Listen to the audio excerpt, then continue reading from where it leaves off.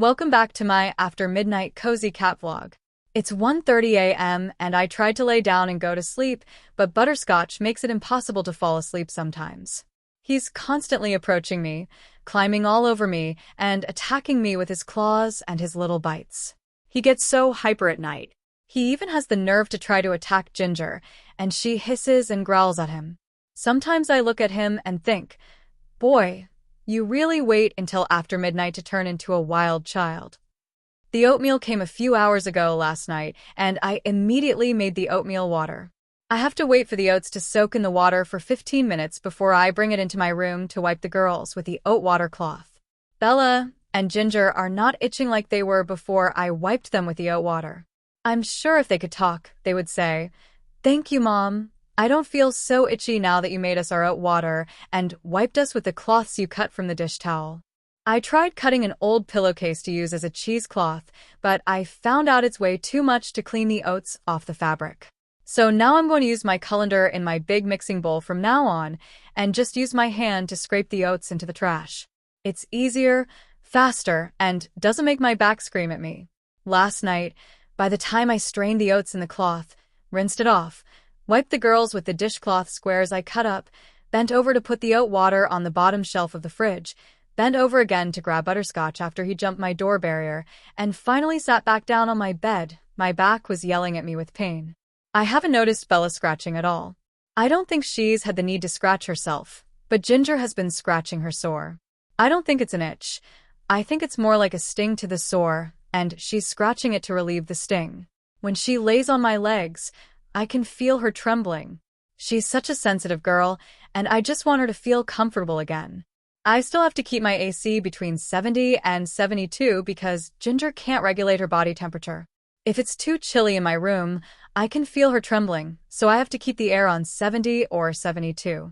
Sometimes 70 is too chilly for her, so I bump it up to 72, and she settles down. I can't wait until she starts healing and stops scratching her wounds on her head.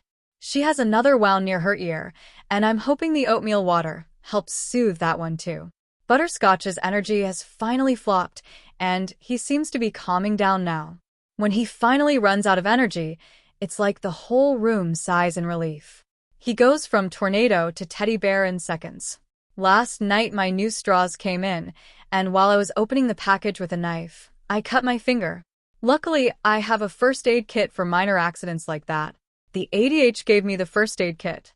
When the staff who took over being in charge of the clients moving out of the ADH handed it to me, she said the manager insisted she give it to me. He was such a kind man with a big heart, and he knew there would be times when I needed first aid. And he was right. Every time I open that kit for a Band-Aid, I think about my life at the crisis home and the adult transitional home. While I was in the crisis home, I knew I wasn't able to care for myself and that I needed guidance and help. I talked to God and asked him for 6 months of recovery and healing from the severe depression I had just walked away from. I asked him to send me to the ADH for 6 months, and he did exactly that. By the time August came, I had gotten approved for SSDI. Seeing that first SSDI check on the card they sent me felt like a door opening to a brand new life. My caseworker and I had something in common. Both of our families were from Denmark. When I first met her in 2023, we clicked like we had known each other our whole lives. When I told her my family was from Denmark, she said, "No way," and then told me her family was also from Denmark. I said, "No way," right back. It felt like a little sign from God that I was exactly where I needed to be.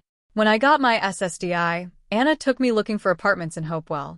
We found some affordable ones, but we couldn't get in touch with any of the complexes. Now I realize that was a sign from God telling me, "My child, you're in the wrong place." Then Anna found the trailer I live in now on Zillow listed for $700 a month. When she sent it to my email, I couldn't believe my eyes. I thought, this is too good to be true. The reason it was so cheap is because I had to provide my own AC and my own appliances. It took me 6 months to build my home and fill it with love and TLC.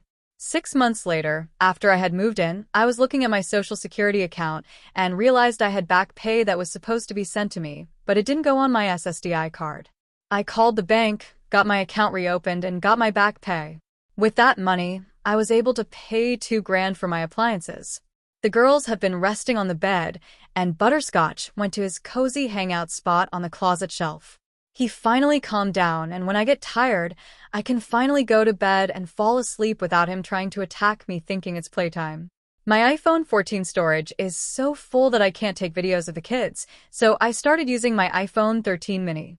Well, the mini storage is also full, but I purchased a storage plan for 99 cents, and for a month I'm covered. I canceled the plan because I can't afford it long term. So what I'm going to need to do is take videos of the kids using the camera in my OneDrive app on my Mini, since the version of OneDrive on my Mini is different than the one on my 14. My Mini is the only one that still has the camera option. I'm waiting for OneDrive to back up my gallery so I can delete all the photos and videos off my Mini and hopefully free up some space. I'm listening to After Midnight with Granger Smith. I don't even feel tired now. I feel wide awake. But earlier after midnight, I started feeling tired and tried to lay down. After I upload my vlog, I'm going to try to lay down and see if I can fall asleep, since I get up at 7:30 a.m. on weekdays to have enough time to wake up, smoke a cig, and fix my breakfast and coffee. I don't have to fix my coffee in the morning because I refilled my other cup last night, and I'm a little past halfway on my first cup.